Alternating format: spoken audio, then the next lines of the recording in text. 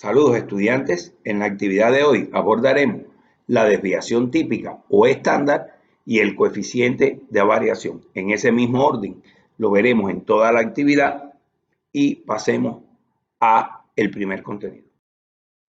La desviación estándar es considerada la medida de dispersión con mayor representatividad para un conjunto de datos. Matemáticamente se calcula como la raíz cuadrada positiva de la varianza y se denota por S. Es decir, la desviación estándar es igual a la raíz cuadrada de la varianza.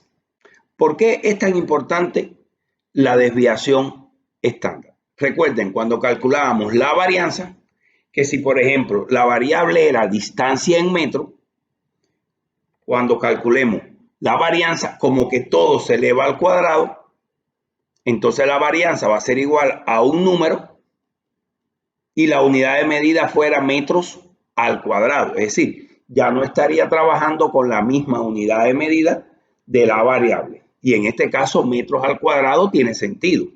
Pero ¿qué pasaría si estuviéramos trabajando con cantidad de personas? Entonces, la varianza sería igual a un número que representaría personas al cuadrado. Ya dejaría de tener sentido hasta la variable. Por esa razón, calculamos la raíz cuadrada de la varianza y obtenemos la desviación estándar o desviación típica. Vimos en actividades anteriores el conjunto de datos A, el conjunto de datos B, calculamos la media y calculamos la varianza de ellos. Obtuvimos estos resultados. Recuerden que para el conjunto de datos A, la varianza dio 36 y para el conjunto de datos B, la varianza dio 4, donde podíamos decir que el conjunto de datos A tenía más dispersión respecto a la media que el conjunto de datos B respecto a su media. Bien, si calculamos ahora la desviación estándar, obtendríamos que la desviación estándar del conjunto de datos A es raíz cuadrada de 36, que es 6, y la desviación estándar del conjunto de datos B es raíz cuadrada de 4, que es 2. Bueno, sigue expresándose que hay más dispersión en este conjunto de datos, puesto que la desviación estándar dio 6, que en este conjunto de datos que la desviación estándar dio como resultado 2. Propiedades de la desviación típica. La desviación típica siempre es mayor o igual a 0. Por supuesto, si la varianza va a ser siempre un número mayor o igual a 0, la raíz cuadrada va a ser siempre también un valor mayor o igual a 0. La desviación típica no varía si a todos los datos le sumamos o restamos la misma cantidad. Si multiplicamos todos los datos de la distribución por una cantidad, la desviación típica también queda multiplicada por dicha cantidad. Estas dos propiedades las hemos ilustrado con ejemplos para la media y para la varianza. Aquí simplemente se la enunciamos, pero si quieren verla de manera más clara, pueden tomar un ejemplo, en un caso sumar o restar un valor a todos los datos de la distribución y en este caso multiplicar o dividir a todos los datos de la distribución por un número y calcular para que comprueben que se cumplen esas dos propiedades para la desviación típica. Veamos ahora el coeficiente de variación. Representa una medida de dispersión relativa. Ahorita vamos a ver por qué es relativa. Se define como el cociente de la desviación típica y la media y se denota por coeficiente de variación. ¿Cómo lo calculamos?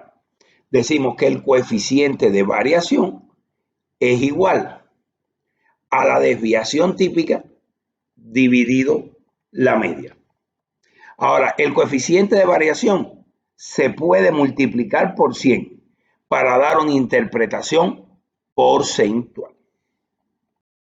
En actividades anteriores vimos siempre dos ejemplos y ya le hemos calculado la media, la varianza y la desviación estándar.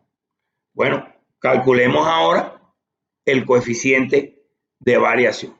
El coeficiente de variación para este conjunto de datos va a ser igual a la desviación estándar entre la media, va a ser igual a 6 entre 8, que es igual a 0,75. En el segundo conjunto de datos, tenemos entonces que la media es 8, la varianza es 4, la desviación estándar es 2 y el coeficiente de variación va a ser 2 dividido 8, que es igual a 0,25. Como podemos observar, en este conjunto de datos, la varianza es mayor que la de este, la desviación estándar es mayor que esta y el coeficiente de variación también es mayor que este. Pero esto no siempre va a ocurrir. Veamos este ejemplo. Tenemos cantidad de hojas y altura en metros. Tenemos dos variables que fueron medidas a 3 observaciones. En cantidad de hojas obtuvimos 290, 300 y 310. Y en altura en metros, 2, 5 y 8. Vamos a calcular la media, la varianza y la desviación típica. Bueno, en el caso de la cantidad de hojas, la media es 300, la varianza es 100, la desviación típica es 10. En el caso de la altura en metros, media 5, varianza 9, desviación típica 3.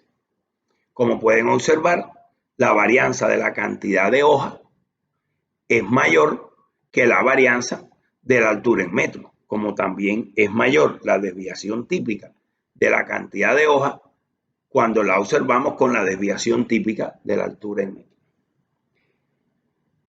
Pero si calculamos el coeficiente de variación, en el caso de la cantidad de hojas, es 10 entre 300, que es igual a 0,033. Si lo calculamos para la altura en metros, es igual a 3 sobre 5, que es igual a 0,667. En ambos casos hicimos una aproximación a 3 lugares después de la coma. Pero ahora, el coeficiente de variación de la altura en metros es mayor que el coeficiente de variación de la cantidad de hojas. ¿Por qué? Hablemos de este ejemplo. Ustedes tienen un árbol frente a su casa que tiene 290 hojas. Se acostaron a dormir. Al otro día por la mañana, cuando se levantaron, el árbol tiene 300 hojas. Ustedes de seguro que ni lo notarán. 10 hojas más, 10 hojas menos, insignificante dentro de 290. Pero si ustedes se acuestan por la noche y el árbol tiene 2 metros y cuando se levantan por la mañana ya tiene 5 metros, entonces ustedes sí lo van a notar. Por tanto, 10 en este rango de los 300 es menos que decir 3 en este rango de los 5. Por tal razón, el coeficiente de variación nos va a servir para medir la dispersión cuando las variables son distintas. ¿Por qué? Porque cuando las variables están expresadas en números muy grandes, la varianza siempre va a ser grande. Si la variable está expresada con números pequeños, la varianza va a ser siempre un valor pequeño.